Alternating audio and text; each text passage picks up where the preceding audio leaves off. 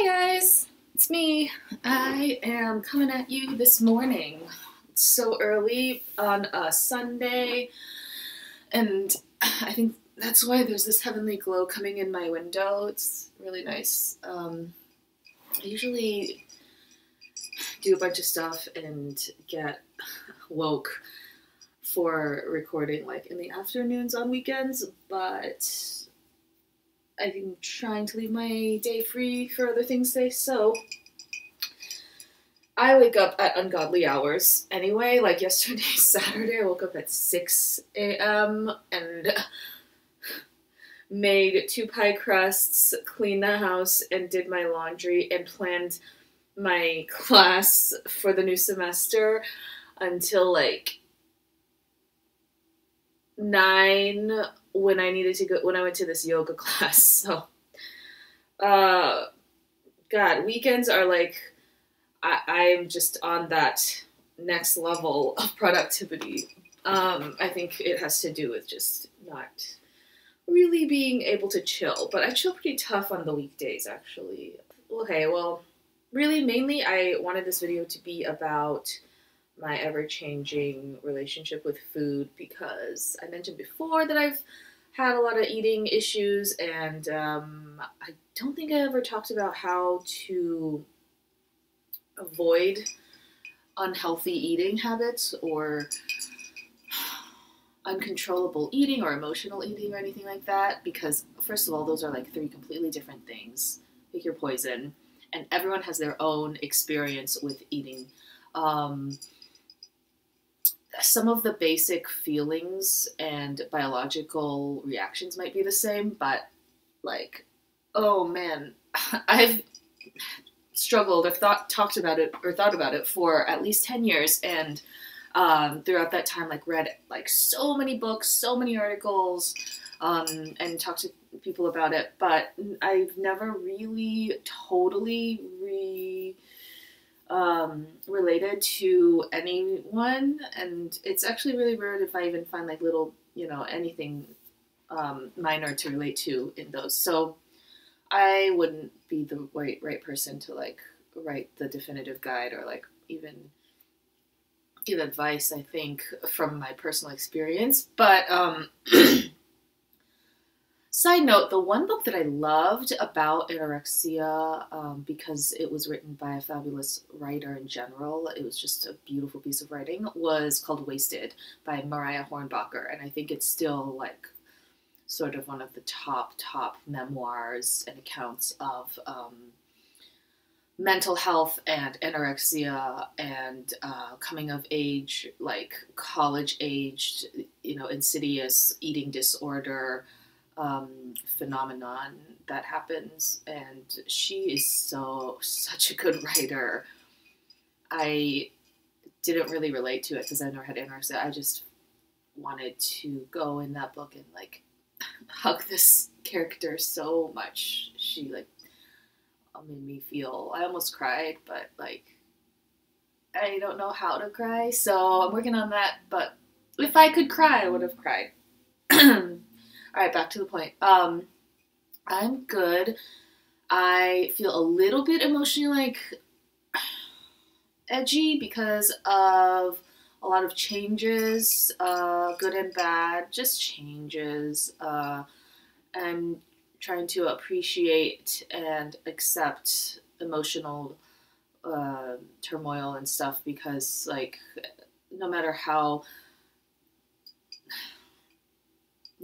self-aware and how much work we do and how much healthier we get, learning and changing will always bring some of these things. I realized that it's been about a month since I felt like a strong emotion at all towards food, which I never could have dreamed would happen. Like, if you asked me any time in the last 10-15 years how if I could see myself not stressing about food, I wouldn't have been able to imagine it. It was so hard. I was like, I'm probably going to live with this for forever, and that's okay. I'll probably stress and fly off the handle once in a while and eat a a large amount that I don't approve of against my better judgment, but my body just has to do it, and I'm just going to accept that and be a little fluffy my whole life because of it, and then have to, compensate for it through exercise or just,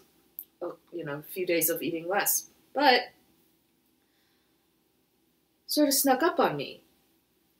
It's so funny, like health and normalcy snuck up on me. Normalcy when it comes to food, at least. And so now, since now I'm like looking back and thinking, wow, how did that happen? It was a good time to reflect a little bit and think like, all right, there was a linear correlation, and it makes sense that there were this is a time when I am gaining health, and it's been affecting even my food. By health, I mean like my relationships and my personal like depression and growth. But then, yeah, it did affect the food. Like, you always hear people say it. Oprah's been touting it for 10, 20 years, but like it was more than the food. Oh my gosh. And I don't know if it'll always be that way or if it was just this situation, but it was, I just want to say, like, a couple things that have helped me so much and contributed to this. That's not a good way to do my hair. Is, one, obviously, the very first day I went to therapy, my therapist was like, you are not in touch with your emotions. I've been sort of asking you how things make you feel, and you either dodge the question, you kind of say something else that doesn't relate. You're talking about someone else's emotions, or you mention anxiety, which is a very legit, nowadays, like, just rampant emotion, but it is sort of the only one you've been able to identify or at least allow yourself to feel, and sometimes it kind of masks a lot of other things that are not, are good to be aware of, but you're not aware of them. She said all this in a nice way, and I had no idea I was doing all this, so it made sense that she like had to like really like call it out. I was like, you right. Sadness especially was like what was kept coming to the surface, but I didn't really know I was feeling sad and lonely and all that. So that was this year in January, and now it is September. I noticed such a big difference in my ability to feel my emotion for what it is when something happens, or when I think about something, when anything happens. And then pretty soon after, I'm not perfect, I'm not totally well, but pretty soon after, be able to react appropriately to that emotion. Like, for example, if someone angers me, I not only recognize it now, like, oh, that thing made me feel uncomfortable or upset. Now I can also do a very the mature thing, which is to either talk to them about it in a kind way, or talk to someone about it, or just respond in a way that helps me just blow off my steam instead of balling it up. For example, let's say it's like not someone's personal, like at work or something, because that happens and you can have the conversation. It's great. I'm on the subway and I feel like there are like constantly men who are just like taking up space or bumping into me, or sometimes just like being rude, and I don't want to call out everyone with a dick, but like, yeah, there's just that's sort of what I've been on guard about. So say that happens like 3 or 4 times throughout my commute that day. Every time I get a little more ruffled, but instead of ignoring it, which I would have done, or I wouldn't have even thought about it and not doing anything, I notice it now, and I also either sort of like give them a cold stare, or I like immediately remove myself and go somewhere else in a huff usually, or maybe later I'll just tell someone like, dudes are just really overstepping the boundaries today, or just do something small like that. Even just like sing a song to myself, like because I'm always listening to music, just doing something as a direct response to that negative feeling, and it has made a huge difference. And that's so cool. Not only am I able to feel unhappy emotions more, I'm able to like enjoy socializing and joy and just meeting new people in a way that's just more reactive. Like there's this whole like numb, dull layer. I feel like that's slightly like polished away now. I definitely still feel it when I'm with certain people who I'm not that comfortable with, and I'm not like good at performing. So like when I'm on stage, for sure, I don't feel like I'm good at that reaction time. But day to day, like just getting through my stuff and doing what I need to do, it has been so helpful. And like sort of what everyone says, you bottle up emotions, it's got to come out somewhere. Almost everyone I know who has eating disorders, this is a commonality I feel, is that stress, sadness, whatever, all of the negative feelings that they're not letting themselves feel, they finally get to vent through just eating a lot of food, making it feel more like a physical negative sensation, or getting physical comfort when they're not like figuring out another way to get those. And in some ways, it's just helped them cope with so much when they probably didn't have the room to feel really bad emotions. Sometimes they're not around people who are letting them. So there are a lot of reasons why it helps you deal with your emotions when you binge or are super obsessive or just strict about it.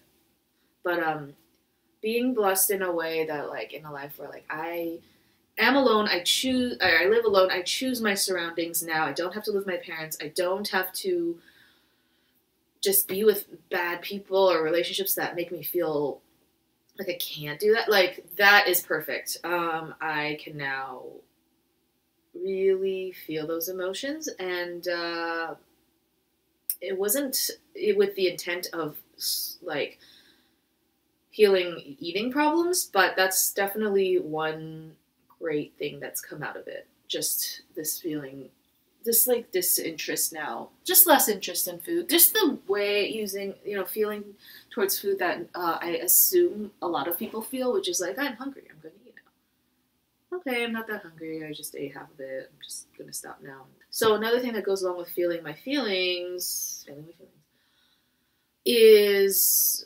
not worrying so much about other people's feelings. They definitely go hand in hand. Again, I would talk so much about my mom and her feelings in the beginning in therapy. When I was asked about my feelings, it was like, bitch, did you even hear the question? Like, if I had seen myself doing that, I would have been like also just like annoyed and like shocked at how unaware I was about myself. So that's also part of it. Just sort of letting like life and letting it flow. It sounds, maybe it's because it's such a cliche, but this is how I think of it. Like, I feel feelings right here in my stomach really badly, like when I'm nervous, when I'm upset. And it's kind of nausea, but it's also like, I think that's why I used to eat too, because definitely it all kind of like centers here for me. And um, feeling things and letting things blow off in a natural way, and just being loud and just taking up more space, just being more like, look, this is my space now. My space used to be like this, but now I'm like slowly like making it as big as I can for myself. It like lets all of this energy go through. I just feel like very flowy now. I guess that's also what yoga does, and I love yoga, so I just feel kind of like a tube now, whereas before there was like a clog, and putting food in was like trying to get it down and get it through, but now it's like the spirit goes through me, which is so weird, but like it's like not like a higher spirit, it's just like my spirit. Like I feel like the breath, which I've learned through yoga mostly, but like I just feel this like more of a acceptor and conduit of bigger things around me, as opposed to like a rock or something that's totally solid and like immutable and just like there trying and forcing it to work through sheer will. So I just feel more like things can go through, and no matter what happens in between here, like the feelings, they will also like leave. And I've never really heard anyone describe it like that, but that's definitely how I feel, and that's why like it makes sense that like digestion is better and food is better. Like physically, that's also how it feels. Like I can feel like I'm eating, but food is not the end all be all. Nothing you eat will stay in you with forever. It's there to give you something, give you energy and leave. Like that's kind of how I feel. There's always another meal. There's always some other. You're always gonna continually feel hungry again and feel that desire for food. And when it's sort of when it becomes too emotional or it becomes too obsessive, like the food does become such a huge desire. And this is like more zen, but like desire never satisfies and you will never totally get rid of it, right?